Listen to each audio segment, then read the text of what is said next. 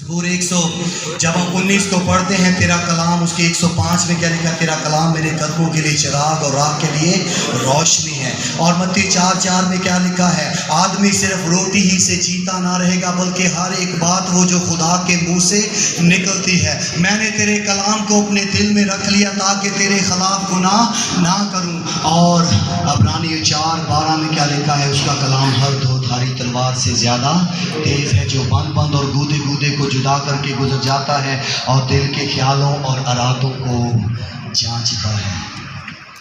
بے قاعدہ مطالعہ، بے قاعدہ تعلیمات اور نامناسب زندگی کی طرف لے کر جائے گا۔ یہ نچوڑ ہے۔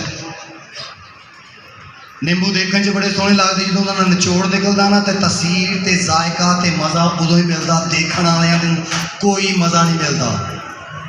اس لیے بے قاعدہ تفسیر، بے قاعدہ مطالعہ کرے گا جی، کیا کرے گا جی؟ بے قاعدہ زندگی کی طرف لے کر جائے گا۔ اور جب ایسا ہوگا تو پھر کیا ہے جی؟ ہم کسی کے لیے فائدہ مند نہیں ٹھہر سکتے۔ پالوس ہم سب کے